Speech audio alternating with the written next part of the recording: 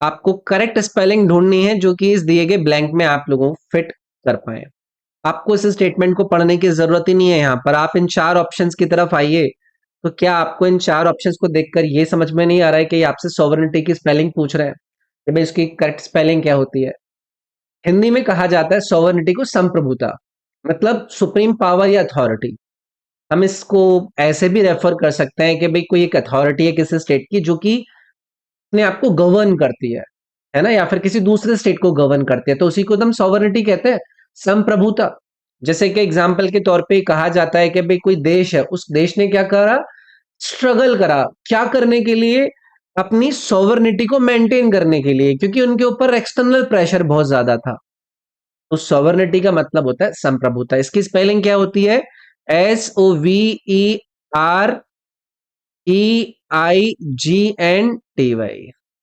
याद रखिएगा, SOVER, sober करके याद रख पाएंगे आप, और फिर EIGNTY, सॉवरेनिटी। ठीक है, तो यहां पर आपको कौन सा स्पेलिंग सही है? ये देखो, बी वाला सही दिख रहा है यहां पर। ओके, एंटोनिम बताना है। वर्ड इन्होंने दिया है फोमेंट। मेरे ख्याल से आप में से काफी कम लोगों ने इस वर्ड को पहले सुना होगा। फोमेंट, इसका मतलब होता है किसी को ना उकसाना, किसी को मतलब इंस्टिगेट करना, कि मतलब कुछ कर बैठे वो। जैसे कि एग्जाम्पल के तौर पे किसी आदमी पर ना आरोप लगता है कि भाई इतनी सारी भीड़ थी और आप वहां पर भाषण दे रहे थे और आपने कुछ ऐसा कर दिया जिससे कि जो भीड़ थी वो उकस गई मतलब वो इंस्टिगेट हो गई, वो भड़क गए। तो उसको लेकर हम कैसे कह सकते हैं कि ये जो लीडर था, जो स्पीच दे रहा था, इसके ऊपर आरोप लगे। ही वॉज एक्यूज्ड, क्या करने के लिए? फोमेंटिंग वायलेंस। फोमेंटिंग वायलेंस का मतलब क्या हो गया? कि वायलेंस उकसाने के लिए। तो फोमेंट का मतलब होता है उकसाना। तो एंटोनिम हमसे पूछा है, तो उकसाने का विपरीत हमें कुछ ढूंढना होगा यहाँ पर इन चार विकल्प में से। पहला है सेपरेशन। सेपरेशन का मतलब किसी से दूरी, है ना, किसी से हम दूर जा रहे हैं, we are being move apart, तो सेपरेशन का कोई मतलब नहीं है। रिमोटनेस का मतलब क्या होता है? जब आप किसी से दूर स्थित होते हैं, दूरस्थता किसी से, आपने अपने आप को किसी से दूर कर दिया, मतलब आप रिमोट हो गए किसी दूसरे से, है ना।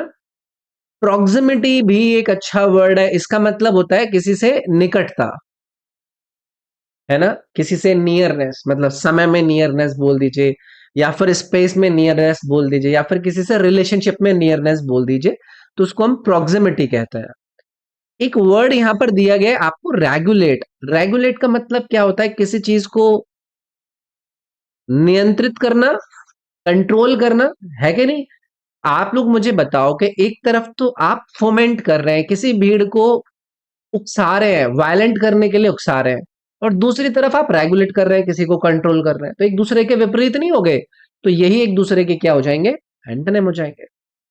ठीक है, फिर से हमसे एंटोनिम पूछ लिया। वर्ड इन्होंने क्या दिया है? हॉस्टाइल। बहुत ही कॉमन वर्ड है यार, मेरे ख्याल से सभी लोगों ने इसके बारे में सुना होगा। इसका मतलब होता है किसी से अनफ्रेंडली होना, अनफ्रेंडली होना, किसी का एंटोगनिस्टिक होना, है ना, किसी के प्रति ऐसी अपनी मंशा दिखाना जो कि गलत है, किसी के प्रति इलविल होना, मतलब आप अपनी शत्रुतापूर्ण वाली फीलिंग दे रहे हैं, उसका मतलब है हॉस्टाइल। अब इसका विपरीत मुझे ढूंढना है, तो फ्रेंडली वाला वर्ड दिया गया है, ये हो गया इसका विपरीत। इसमें ज्यादा कुछ करने की जरूरत ही नहीं है आपको। दूसरा वर्ड है इनकोहेरेंट। इसकी स्पेलिंग देख लीजिएगा, इनकोहेरेंट वाले वर्ड की। इसका मतलब होता है कोई ऐसी चीज जो कि क्या है ना, अनक्लियर है, इतनी अनक्लियर है कि आप समझ ही नहीं पा रहे हैं कि ये है क्या, आपको समझ में ही नहीं आ रहा, तो वो क्या है आपके लिए? इनकोहेरेंट है। जैसे कि किसी आदमी ने स्पीच दी, तो हम उसकी स्पीच को कैसे कह सकते हैं कि भाई his speech was so incoherent that nobody could follow his ideas, कि उतनी उसकी स्पीच इतनी अनक्लियर थी, हमें समझ में ही नहीं आ रहा था कि हम उसके आइडियाज को फॉलो करते हैं। डाउटफुल का मतलब सबको पता है, आप जब अनसर्टेन होते हैं, किसी के ऊपर आपको संदेह होता है। ईगर का मतलब भी आप सबको पता होगा, जब आप क्या होते हैं? उत्सुक होते हैं। मुझे ईगरनेस है, आपके अंदर एक स्ट्रॉन्ग डिजायर आ जाए किसी चीज को करने की, किसी चीज का इंटरेस्ट आ जाए, तो वो ईगर होता है। तो हॉस्टाइल और फ्रेंडली जो दो वर्ड थे वो आपके एक दूसरे के विपरीत थे। अंडरलाइन वर्ड का आपको एप्रोप्रिएट मीनिंग बताना है। At times David behave in a very obdurate manner to kids. Obdurate, obdurate का मतलब होता है, आपने सुना होगा, जिद्दी। अब आप में से भी हो सकता है कई सारे लोग जिद्दी हों, जो स्टबन है। स्टबन किस फेम मतलब किस फॉर्मेट में या फिर किस कॉन्टेक्स्ट में, कि आपकी जो ओपिनियन एक बार बन गई है, या फिर आप जो काम कर रहे हैं, अगर आपको आपकी वो ओपिनियन बदलने के लिए, या फिर आप जो काम कर रहे थे उस काम को रोकने के लिए अगर कोई कह दे, तो आप मना कर दो कि मैं नहीं करता। इस तरीके से आपका एक प्रकार से बिहेवियर हो, मैं नहीं करता, जाओ। आपका ये बिहेवियर क्या है? ऑब्ड्यूरेट बिहेवियर है, ये एक जिद्दी बिहेवियर है। अब यहां पर इन्होंने एक वर्ड दिया है, एनवियस। एनवीएस का मतलब क्या होता है? किसी से ईर्ष्या होना अंदर, है ना? जब आप एनवी शो करते हैं, एनवी का मतलब भी क्या होता है? ईर्ष्या होता है ना? तो ये एनवीएस हो गया। इसका एक करेक्ट एप्रोप्रिएट मीनिंग यहाँ पर नहीं जाएगा कि भाई कभी कभी जो डेविड है वो बिहेव करता है वेरी, क्या जिद्दी बिहेव करता है मैनर टू किड्स, नहीं। भाई जिद्दी मैनर टू किड्स का मतलब क्या है? वो डेविड का दिखाना। दूसरा देखिए, ऑब्स्टिनेट एक इन्होंने वर्ड दिया है। ऑब्स्टिनेट का मतलब होता है जब आप हठी होते हैं, आपने जो ठान ली, अब आप नहीं हटेंगे उससे। आपकी ओपिनियन में जो है, अब आप कोई अगर कुछ आपसे उसको बदलने के लिए करेगा, आप नहीं करेंगे। इवन आपसे कोई कितना ही कह ले, आप नहीं मानेंगे। अब इस ऑब्ड्यूरेट वर्ड का जो आप एप्रोप्रिएट मीनिंग यहाँ पर कर सकते हैं, वो ये ऑब्स्टिनेट ही कर सकते हैं, जिसका मतलब भी जिद्दी या हठी है, स्टबन है। तो मेरे ख्याल से यही वर्ड जाएगा यहाँ पर, आपका बी वाला ऑप्शन हो जाएगा यार। एमिएबल वर्ड आपने कई बार अपनी अलग अलग शिफ्ट्स में सुना होगा। इसका मतलब है मिलनसार। किसी के साथ अगर आपका अच्छा बिहेवियर होता है, आप मिलनसार होते हैं, आप किसी के साथ फ्रेंडली और एक प्लीजेंट मैनर में बर्ताव करते हैं, तो आप एमिएबल हैं, आप मिलनसार हैं। ट्रस्टिंग का मतलब आपको पता ही है, विश्वास करने वाला। अंडरलाइन वर्ड का आपको बताना है मोस्ट एप्रोप्रिएट सिनोनिम। सिनोनिम यानी कि पर्यायवाची वर्ड क्या है इन्होंने यहां पर दिया? इंडिस्पेंसिबल। बहुत ही कॉमन सा शब्द है। इंडिस्पेंसिबल का मतलब होता है कोई चीज जो कि बहुत ही ज्यादा आप लोगों के लिए आवश्यक हो, मतलब एब्सोल्युटली नेसेसरी। अगर कोई चीज है जिसको हम हिंदी में कह देंगे बहुत ज्यादा आवश्यक, बहुत ज्यादा जरूरी। ठीक है, अब जैसे मैं एग्जांपल के तौर पे करूं, पानी है, तो किसी भी जीवित जीव के लिए पानी क्या है? इंडिस्पेंसिबल है, मतलब इतना ज्यादा आवश्यक है कि उसको ना मिले तो पता नहीं क्या हो जाए। इसका मुझे सिनोनिम ढूंढना है। तो पहला है ऑप्शनल। ऑप्शनल तो भाई सबको पता होगा, चाहे मतलब ना भी पता हो, इसको तो आप नहीं आंसर करोगे। वैकल्पिक है, तो इंडिस्पेंसिबल और ऑप्शनल सिनोनिम थोड़ी ना हुए यार। दूसरा है इसेंशियल। इसेंशियल का मतलब क्या होता है? जो चीज आपके लिए आवश्यक है, तो इसेंशियल आपका यहां पर सही जाएगा। फंक्शनल का मतलब क्या होता है? जो चीज सही से काम कर रही है, कार्यात्मक है। मोटिवेशनल मतलब आपके लिए कोई चीज प्रेरणादायक है, तो वो मोटिवेशनल है। तो एसेंशियल और इंडिस्पेंसिबल आपके सिनोनिम बस होते हैं। इनकरेक्ट आपको बताना है। एक फोर सेगमेंट में ये सेंटेंस आपका डिवाइडेड है, जिसमें गलती है उसको आपको यहां पर करना है। Master Sam is a heaviest boy in the grade 12। Is a heaviest करके दे दिया आपने। आप लोग मुझे बताओ कि ये हैवीएस्ट मतलब क्या है? कि भाई किसी का बहुत ज्यादा वजन है, बहुत ज्यादा भारी है, वो जितना होना चाहिए, उसका साइज होना चाहिए, उसका वेट होना चाहिए, उससे वो बहुत ज्यादा है ना? अब मैंने अगर ए यहां पर लगा दिया, तो वो गलत नहीं हो गया? क्योंकि जो हैवीएस्ट है भाई, वो तो सुपरलेटिव फॉर्म है। अब उसको लेकर अगर आपको कोई आर्टिकल यूज करना ही है, तो आप यहां पर क्या कर सकते हैं? आप यहां पर दी यूज कर सकते हैं। अ हैवीएस्ट बॉय नहीं यूज करेंगे यहां पर। Master Sam is the heaviest boy in grade 12। 12वीं क्लास में मास्टर सैम जो है वो सबसे ज्यादा भारी लड़का है। ठीक है, तो यहां पर आपका इज अ हैवीएस्ट वाले पार्ट में आपका एरर था। एक्टिव वॉइस में इसको कन्वर्ट करना है। He was given a reward for his contribution by the governor. तो अगर आपको इसको पैसे एक्टिव वॉइस के अंदर कन्वर्ट करना है, तो आपको क्या करना होगा? द गवर्नर, जो कि इसमें आपका क्या है? अ रिवॉर्ड है ना? अ रिवॉर्ड आपका यहाँ पर है बाई द गवर्नर, तो द गवर्नर आपका शुरुआत में चला जाएगा, है ना? वॉज गिवन आपका गेव हो जाएगा। The governor gave him a reward for his contribution. तो इसी वाला ऑप्शन हो जाता है। ये एक्टिव पैसिव वॉइस आसान होते हैं यार। वन वर्ड सब्स्टिट्यूट बताना है आपको। एनीथिंग पर्टेनिंग टू कैट्स, कोई भी चीज जो कि किससे संबंधित हो?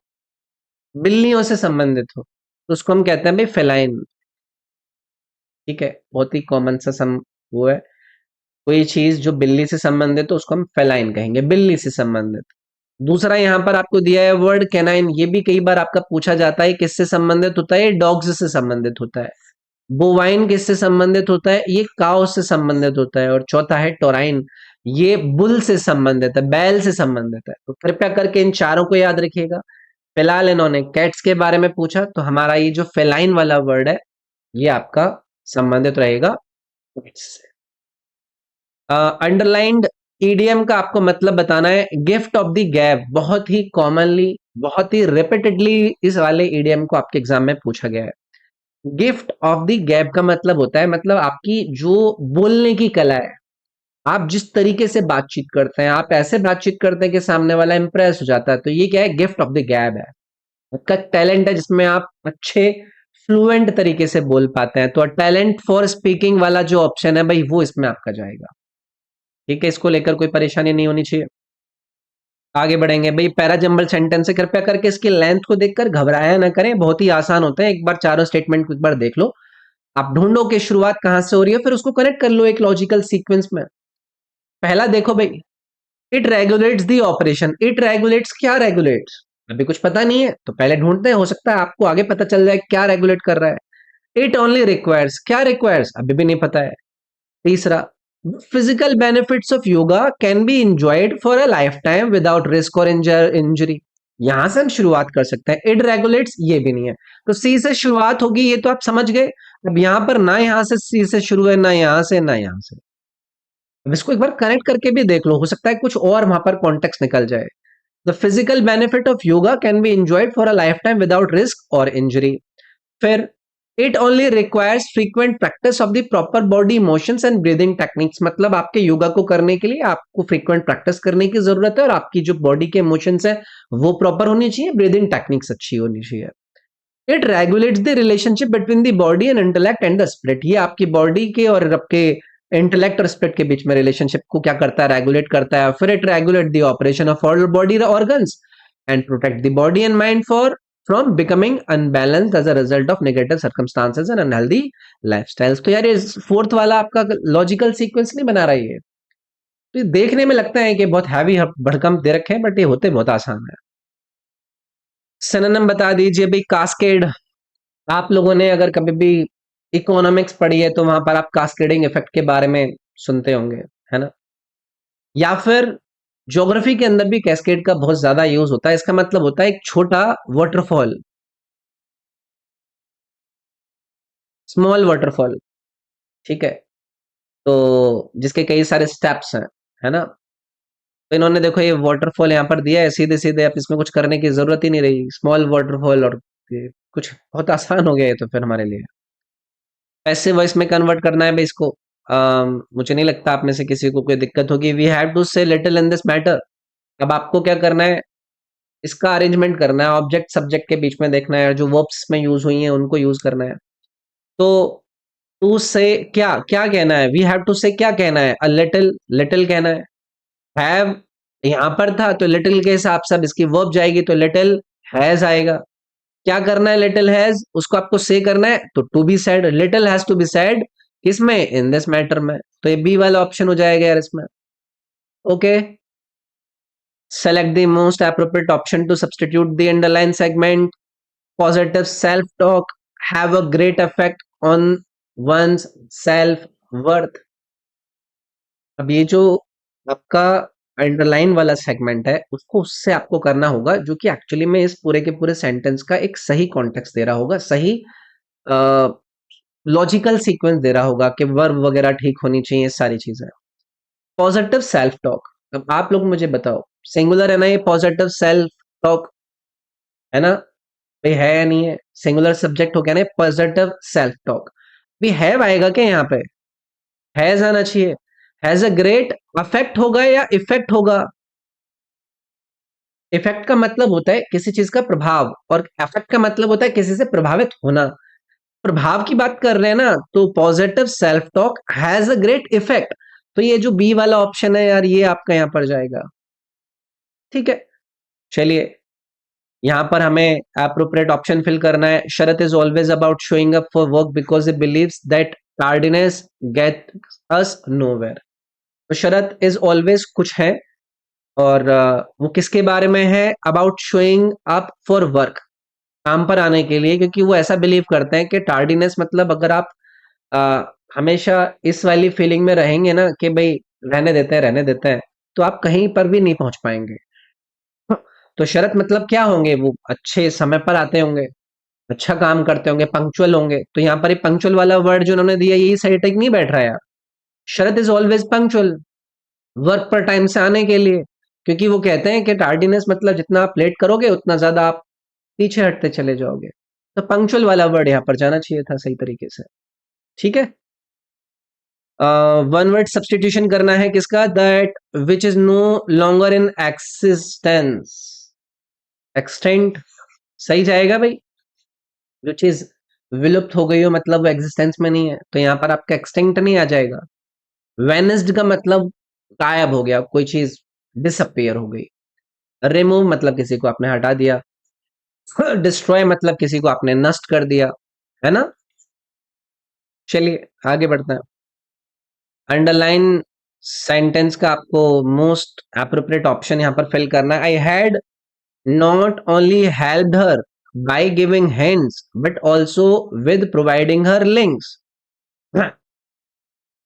I had not only helped her, यार, I had not only helped her by giving hints but also providing her links. तो not helped her क्यों यूज कर रहे हैं आप ये नॉट क्यों लगा रहे हैं यहाँ पर? है ना भाई, नॉट ओनली बट ऑल्सो वो हम कब यूज करते हैं? जब हम एक्शंस को कनेक्ट कर रहे होते हैं, है ना। और वो दोनों जो एक्शंस हैं वो एम्फसाइज करने होने चाहिए कि वो हो चुके हैं। अब यहाँ पर क्या है? आप बता रहे हैं कि मैंने सिर्फ ना उसकी हेल्प करी, उसको हिंट देने के लिए मैंने उसको लिंक भी प्रोवाइड करे। तो आप सिंपल ये बोल सकते हैं ना कि आई had help her not only. यहां पर अलाउ आप not only, I had not only help मतलब आप हेल्प को लेकर नॉट ओनली थोड़ी ना कर रहे हो, आप हिंट देने और लिंक देने के लिए नॉट ओनली बट ऑल्सो कर रहे हो। तो यहां पर क्या रहेगा? आई हैड नॉट ओनली, यहां पर नहीं आएगा। I had help her not only, यहां पर आपका नॉट ओनली आएगा, not only by giving hints but also with providing links. तो ये no help her not only by, ये पहला वाला जो ऑप्शन है ये जाएगा इसमें। गिवन सेंटेंस में इसको आपको सब्सटीट्यूट करना है। Neena has not yet learned how to straighten up and fly right. अच्छा, बेसिकली ये ईडियम एक्सप्रेशन दे दिया इन्होंने, idiomatic expression. Straighten up and fly high का मतलब आपको इन चार विकल्प में से सब्सटीट्यूट करके बताना है। कभी भी अगर straighten up and fly high का आपसे फ्रेज देकर मतलब पूछा जाए ना, तो इसका मतलब होता है कि अगर कोई भी व्यक्ति है, उस व्यक्ति को अपने बिहेवियर को क्या करने की जरूरत है? इंप्रूव करने की जरूरत है। उसको सही तरीके से एक्ट करने की जरूरत है। उसको अपना सही तरीके से संचालन करने की जरूरत है। तो वो आपका फेजर जो होगा वो होगा straighten up and flight right. ये सही हो जा, सही हो जा कहते नहीं हम, सही हो जा। तो उसको लेकर इंग्लिश में इडियमेटिक एक्सप्रेशन यूज करा जाता है, straighten up and flight right. तो be professional in flying the aircraft, कोई मतलब नहीं है इसका एयरक्राफ्ट से। Forget the wrong doings of the others, दूसरों की गलती को भूल जाओ, कोई मतलब नहीं है इससे। Improve her observe behaviour and act seriously वाला ऑप्शन इसमें सही जाएगा। ठीक है, चले भाई, सेलेक्ट दैट ऑप्शन जिसमें एरर है। Deepak studying BTech at IIT Delhi to become the engineer. Be engineer क्या सही है भाई? ये क्या है? आर्टिकल दी का जो यहां पर यूज किया गया है, क्या ये सही है? इंग्लिश के अंदर जब आप एक जेनरिक प्रोफेशन को रेफर कर रहे होते हैं तो आप दी आर्टिकल का यूज नहीं करते हैं। आप एन इंजीनियर बोल दीजिए यहाँ पर, to become an engineer, not the engineer. तो ये वाला जो आपका पार्ट था इसमें आपका एरर था। वन वर्ड सब्सटीट्यूट करना है। Dealing with things in a practical and sensible way, चीजों से डील करते हुए एक प्रैक्टिकल और सेंसिबल वे में आप क्या कहलाते हैं? ये जो प्रैग्मेटिक वर्ड इन्होंने दिया है यहाँ पर, इसका मतलब क्या होता है? व्यवहारिक होना। आप बहुत ज्यादा प्रैक्टिकल होते हैं, आप सेंसिबल तरीके से डिसीजन लेते हैं, मतलब आप प्रैक्टिबल हैं, प्रैग्मेटिक हैं। रियलिस्टिक हैं आप चीजों को प्रैक्टिकल तरीके से देख रहे हैं, तो ये आपका सी वाला ऑप्शन जाएगा इसमें। बाकी एक वर्ड इन्होंने दिया स्टोइक। स्टोइक बहुत ज्यादा कॉमनली यूज होने वाला शब्द है। एक ऐसा व्यक्ति जो कि पेन को क्या कर सकता है, इंड्योर कर सकता है, मतलब ये दुख झेल सकता है, अपनी फीलिंग्स को ये शो नहीं करता है, दिखाएगा नहीं मुझे दुख है, ठीक है। स्केप्टिक एक बहुत कॉमनली वर्ड है, एक ऐसा व्यक्ति जो कि हमेशा ना चीजों को क्या करता है, डाउट करता है कि ये पता नहीं सही है, ये ऐसे है, संशयवादी है ये व्यक्ति, स्केप्टिक जो है। साइनिक भी एक कॉमन वर्ड है जिसका मतलब होता है एक व्यक्ति जो कि हमेशा निंदा करने में लगा रहता है, वो यही कहता रहता है कि भाई ये सामने वाला ना कुछ गलत करेगा मेरे साथ, तो उसको कहते हैं साइनिक। तो ये तीनों के तीनों चारों वर्ड इवन मैं कहूंगा ये इंपॉर्टेंट है, ठीक है। इनकरेक्टली स्पेल्ड वर्ड आपको इन चार में से ढूंढना है। पहला है अटेम्प्ट। आप लोग अपना कौन सा अटेम्प्ट दे रहे हो, क्या यही स्पेलिंग होती है क्या अटेम्प्ट की, या ये होती है, तो यही वाला गलत है। एग्री, एडमिट, गिल्टी तीनों कॉमन वर्ड है, आसान भी है, मतलब भी आपको पता होगा। चले भाई आते हैं हम अब आपके क्लोज टेस्ट पे। अ डांस विच इज क्रेडिटेड और choreographed and performed according the tenants नाट्य शास्त्र is class called a classical dance. The two broad of classical dancing are Tandav and the Lasya. Power and force are typical of the Tandav, grace and delicacy of the Lasya. Tandav is with Shiva and Lasya with Parvati. Dance which is pure movement is called Nritya, and dance which is in nature is called Nritya. A dancer in the classical tradition has have years of training. समझ गए ना, ये नृत्य इन सब चीजों पर बातें हो रही हैं, है ना। पहला वाला ब्लैंक देखते हैं। A dance which is created or choreographed and performed according the tenets. Performed according the tenets. तो इसके हिसाब से सारे ऑप्शन फिल करके देखते हैं। Performed according, with the tenets, for the tenets या to the tenets. According to the tenets होगा ना, according to the tenets of Natya Shastra. According to एक स्टैंडर्ड एक्सप्रेशन है ना जिसको हम यूज करते हैं किसी चीज को इंडिकेट करने में कि भाई कोई चीज दूसरी चीज के एग्रीमेंट में उसकी फॉलो कर रही है, वो गाइडलाइंस या रूल्स को फॉलो कर रहा है। तो performed according to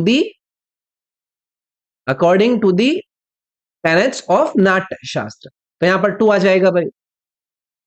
okay, the two broad of classical dancing, two broad options aspects criteria display. The two broad what options, विकल्पों की बात नहीं हो रही है जिसमें हम तांडव और लास्य की बात कर रहे हैं। The true broad aspects of classical dances, यहां पर जो पैसेज है वो क्या डिस्कस कर रहा है, ये चरित्र या फिर फीचर्स के बारे में बात कर रहा है ना आपके इस क्लासिकल डांसिंग के। स्पेसिफिकली जो तांडव और लास्य है उनके बीच में डिफरेंशिएट करते हुए, तो एस्पेक्ट्स वाला जो आपका शब्द है वो सबसे सही तरीके से यहाँ पर फिट नहीं हो जाएगा, क्योंकि यही तो रेफर कर रहा है कि वो डिफरेंट पार्ट है या विशेषताएं हैं किसी चीज की। तो एस्पेक्ट्स मतलब विशेषताओं को दर्शा रहा है वो तांडव और लास्य की, तो टू ब्रॉड एस्पेक्ट्स यहां पर जाएगा, ठीक है। तीसरा, Tandava is with Shiva and Lasya with Parvati. तो तांडव इज क्या है, रेनोवेट है या एसोसिएटेड है, संबंधित है ना। तो तांडव हम किससे संबंधित करते हैं, शिव जी से, और लस्य हम किससे संबंधित करते हैं, पार्वती जी से। तो यहां पर एसोसिएट होना चाहिए था। चलो भाई आ जाओ चौथा वाला देखेंगे। Dance which is pure movement is called nritya, and dance which is in nature is called nritya. Dance which is vegetative, haphazard, commodious या इंटरप्रेटेटिव। वेजिटेटिव का कोई मतलब नहीं है, हैप्पैजार्ड का कोई मतलब नहीं है, कमोडियस का कोई मतलब नहीं है। अब ये जो वर्ड इन्होंने दिया है इंटरप्रेटेटिव, आप इसको फिट करके देखो। And dance with interpretative in nature is called nritya. यहां पर फेज या फिर ये जो पैसेज है वो क्या डिस्कस कर रहा है, भाई दो टाइप के dance with in classical tradition में, एक नृत्य आप यूज कर रहे हैं जिसमें आपको प्योर मूवमेंट नजर आ रही है, और फिर नृत्य है जो कि एक्सप्रेसिव है नेचर में। तो एक्सप्रेसिव को लेकर ये जो वर्ड है इंटरप्रिटेटिव, इसका मतलब क्या होता है, एक्सप्लेन करना, मीनिंग प्रोवाइड करना, जो कि नृत्य के एक्सप्रेशन से साथ यहां पर अलाइन कर रहा है, ठीक है जी। चलिए, पांचवा फिल कर देते हैं। The four main of classical dances in India, Bharatanatyam, Kathakali. Four main what? Schools, terminologies, characters या फंक्शंस? ये तीनों ही नहीं होंगे। The four main schools of classical dancing in India, Bharatanatyam, Kathakali, Manipuri, Kathak. Bharatanatyam is oldest and most popular dance form of India. तो schools आएगा भाई। School इस context में रेफर कर रहा है अलग अलग प्रकार की जो स्टाइल होती हैं, ट्रेडिशंस होते हैं क्लासिकल डांसिंग के अंदर। तो स्कूल्स वो वाली यहां पर बात कर रहा है।